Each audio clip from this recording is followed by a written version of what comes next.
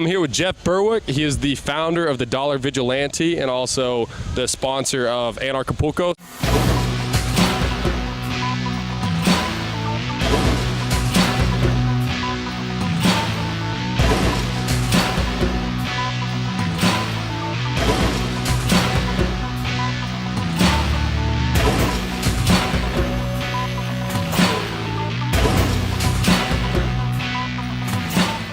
Can you tell us what anarchy means to you? It really is just people getting along and not standing for anyone who uses violence or extortion against others. There's only one principle. It's actually the same as Jesus said, the golden rule: do unto others as you want them to do unto you, or we call it the non-aggression principle, the NAP. Do not aggress against others, and if you see others doing it, stand up against it. Everybody, got Roger Ver here, the CEO of Bitcoin.com. I'm willing to bet 10,000 US dollars or equivalent in Bitcoins that over the next 2 years, Bitcoins will not only outperform the stock market, gold, silver, and the US dollar, but Bitcoins will do it by more than 100 times. This means that I'm willing to bet that if silver is up by 100% over the next 2 years, I think Bitcoin will be up by more than 10,000%. Why is Bitcoin.com sponsoring this event? Because I think each individual should have 100% complete control of their own money and be able to send and receive any amount of money with anyone, anywhere in the world instantly and basically for free. And Bitcoin enables that. And people at Anarchapulco appreciate that. So this is everybody here is a Bitcoin fan. I'm here with Jeffrey Tucker. He's a renowned Austrian economics writer and thinker. If you don't understand economics and you're not alert to what it teaches, you can go about your life with ring around the collar, with gritty, dirty dishes, and even worse, a state of unbelievable ignorance about what it is that causes civilizations to rise and civilizations to fall. I tend to toggle in my own self-description between liberal, which I think is actually the historically accurate phrase, and anarchist, which to me represents, my ideal of my conviction that society can manage itself better than the state can manage society. If you can get there intellectually to imagine a world without the state and have a conviction that things won't be perfect, but at least they'll be always improving, and that we have a model for correcting our errors and gradually building a better society for everybody. That's a big moment in life, and I don't think you ever fully step back from that. Hey guys, it's Francis Hunt. Three things, three hats: the market sniper, a methodology and a mindset for your trading and building your wealth through crypto and other markets; the reset sniper, the understanding that the game is up, the iceberg's already been hit, and they keep in the band playing, but this ship's going down; and then the crypto sniper, which is I suppose the peer-to-peer and the decentralized money that we all want, the cutout of the banks, the cutout of the transfer mechanism relying on that system. So that's what I'm about. That makes me feel so short. Oh my God. You got better hair than I do, so Well, it's not high enough. But no, dude, I love it. I mean, one of the things that's fascinating to me is you come from an establishment media background, and now you're railing against that. Well, it was back in April. In fact, it was one of the very first reality checks I did here at Fox 19. Well, Pizzagate. It became a major story weeks ago when an armed man decided to investigate a D.C. area pizza place for himself. And the question media is not asking, who here actually committed a crime? The first step in full disclosure: inform. I've been fortunate enough over the years to have been given a number of opportunities. And what I keep finding with those opportunities is you have the opportunity, and then if you push too hard and you make the wrong people unhappy, they want you to go. And then they'll bring you back as long as you're willing to not ruffle too many feathers. Hey there, guys. Ben Swan here, or should I say, Ben Swan is back. After a year in the dark, the only way I was able to bring back Reality Check and Truth in Media was through the support of Dash Digital Cash, which I have described to you before as a revolutionary cryptocurrency. I'm so excited about it because what Dash has been able to do is provide for me the opportunity to be able to not present, with an iPhone and a white wall as the background, right? Presenting in a professional way, because even though people will say, I don't trust the media, I don't believe what they say, when you produce quality stuff, they listen and they share it and they spread it around. Pleasure to meet you, President Jedlička.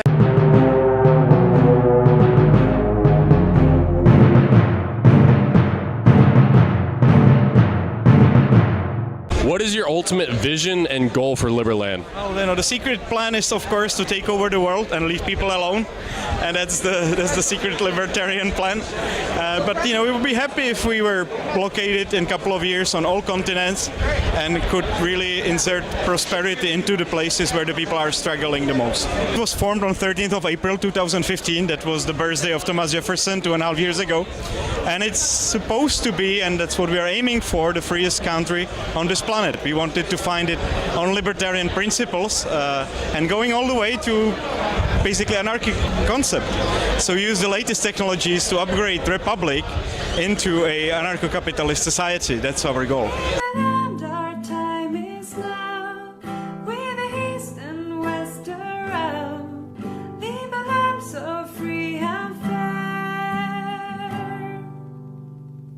We want to, again, have as little taxes as possible, have actually a voluntary tax system, and have as little regulation as possible. And we know from history and from the economic experience that, of course, that brings the most happiness and most prosperity. Yeah, so this is the Liberland passport that we're looking at right now. We actually combine in Liberland the best elements of monarchy with best elements of corporation and best elements of democracy. So it's a new way of governance. Most efficient structures on the planet are corporations. So whoever pays taxes in Liberland actually is buying shares of the country that they are living in. And I think that's the revolutionary concept. So the more taxes you pay, the more say you have, and of course also you get dividends from the fact that you're a shareholder of the country.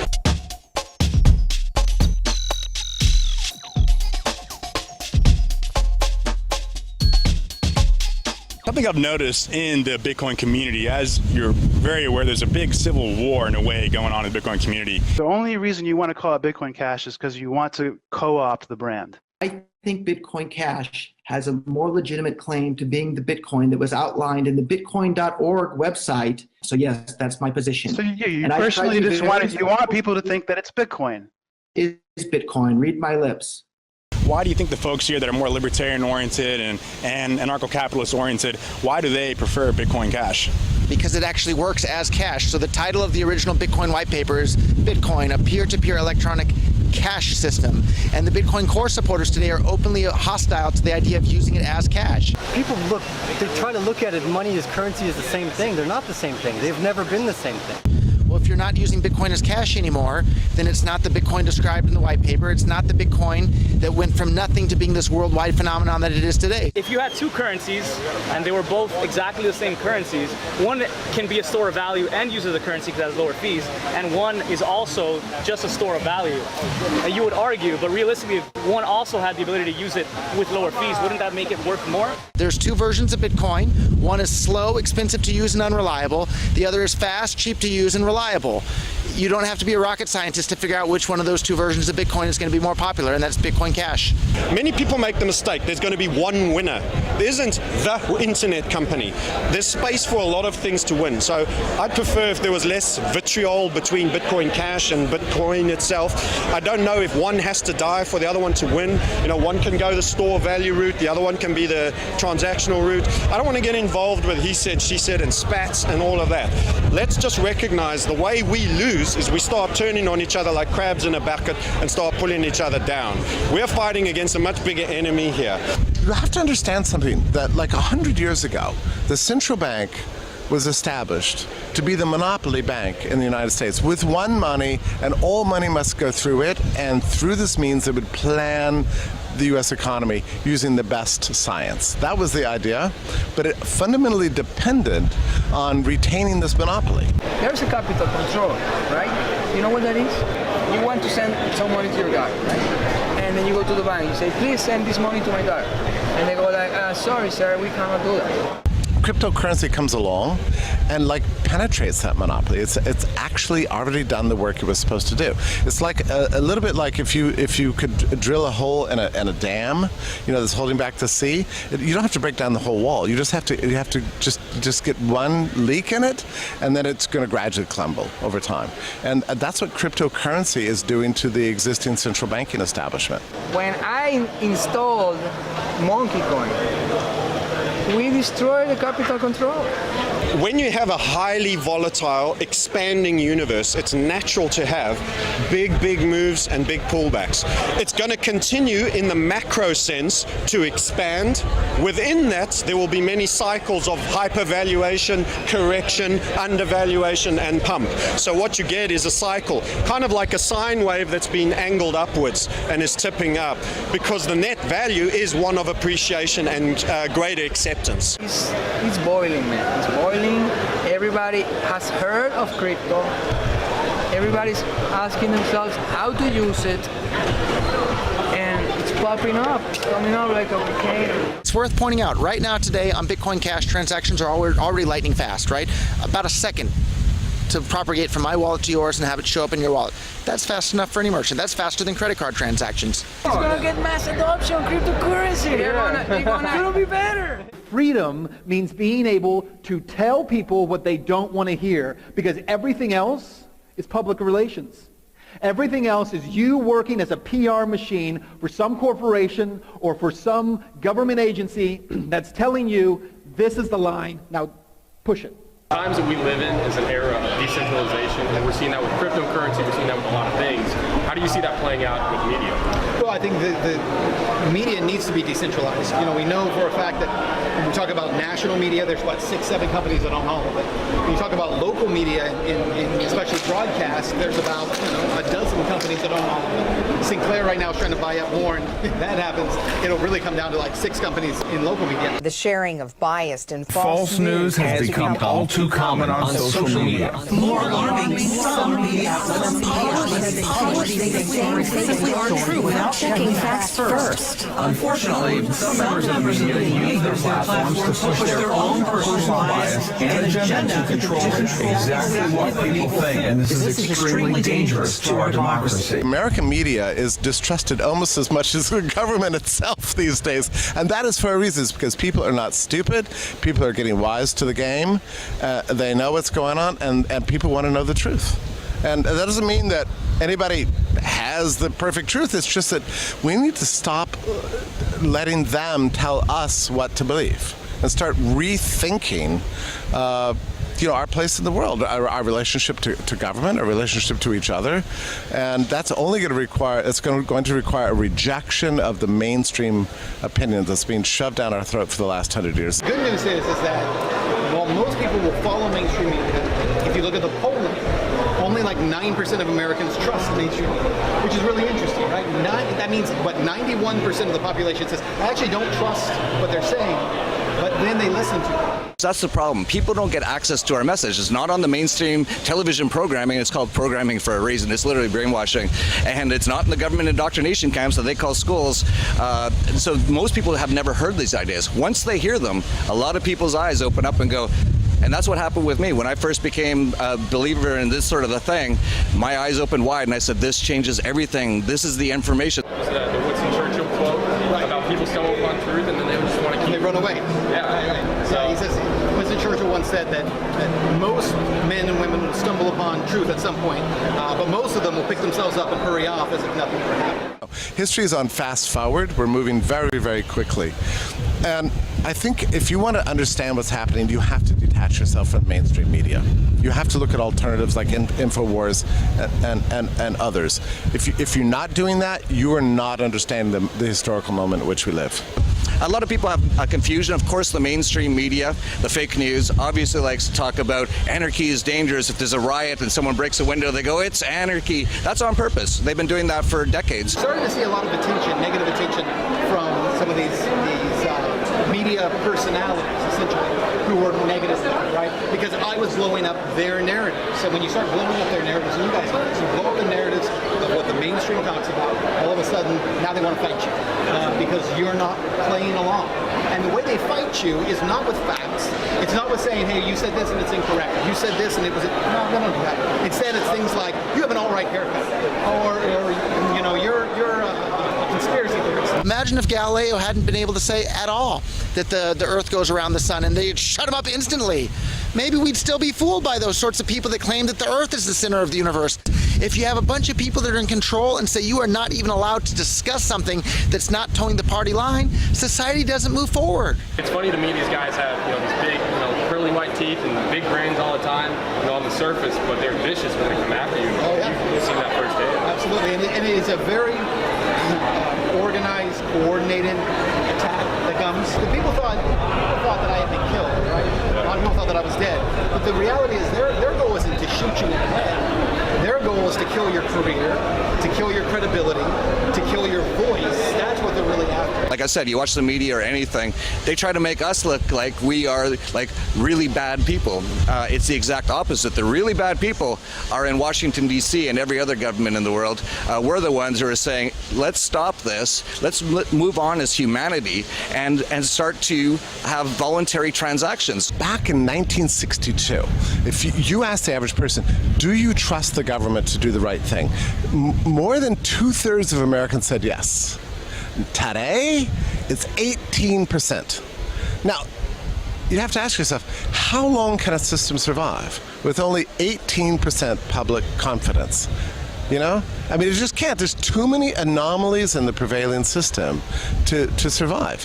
And you might say, well, when is it going to change? When are we going to get rid of this Leviathan state? I don't know. It could happen tomorrow. It could take 10 years. It could take 20 years. I don't think so. You know, what you've got right now is a ruling class that has hegemony without consensus, without even a modicum of public approval beyond like 10-15%. That is an unsustainable situation. Do you think it's possible for the government to regain that trust? I think it's too late.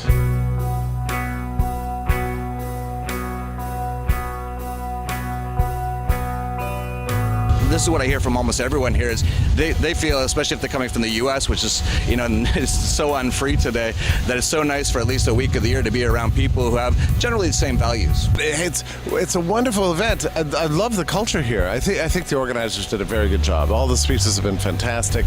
One stage, top-notch speakers. Everybody's really excited. This is my tribe, man. I belong here. You know, people, open-minded people, seeking liberty, needing support in how best to manifest that. A lot of people are taken by the ideas, but executing that. A lot of people that can support you here in terms of various things. Our angle is wealth building in a crypto space. There's other people that are, you know, health and wellness, and all the themes are here that you should be looking for. But this is my tribe. These are my people, and I belong here, and I certainly will look forward to becoming here again. It's the best anarcho-capitalist meeting that you can ever visit. And it's, I would say, the most get things done meeting that is there on the planet. So you really get to meet, if you've got some strong idea and you want to make it happen, this is the place where you get some people to support you. I've been here, this is the 4th one. I've been to all 4, and I'm looking forward to the 5th one. It's getting better and bigger every single year with more and more people. So make sure, if you're not here this year, make sure you're here next year. You will not be disappointed.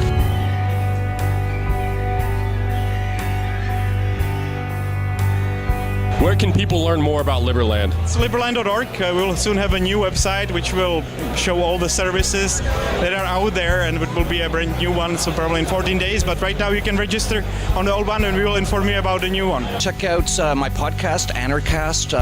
I'm on 400 plus episodes, top anarcho-capitalist podcast in the world. You can check out the Dollar Vigilante. We talk about the more financial aspect of it. Come to Anarchapulco. That's actually really the best way. We've had a number of people who have brought their friends who aren't anarchists, who are very statist, and by the end of it, most of them are anarchists. Oh, truthandmedia.com. That's right, truthandmedia.com. You can find all the content there. On Facebook, if you're on Facebook, it's Ben Swan, a reality check on Facebook. You can see all the videos there.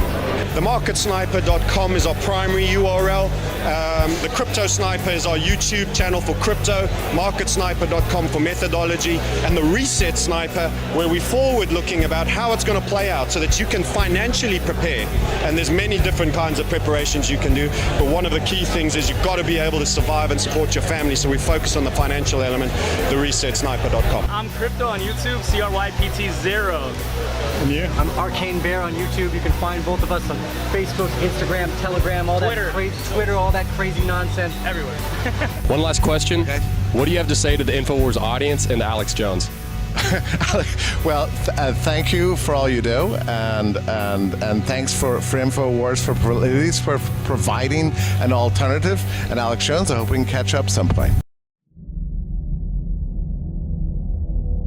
There was an idea. to bring together a group of remarkable people. To see if we could become something more. So when they needed us, we could fight the battles that they never could.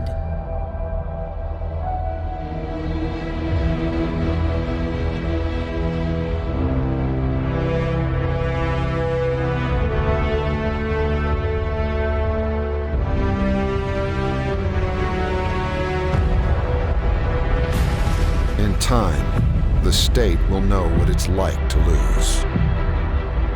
To feel so desperately that it's right, yet to fail all the same. Dread it. Run from it. Freedom still arrives.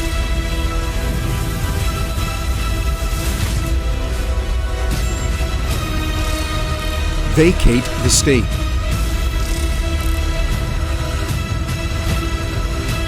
Engage all the speakers and get this man a microphone.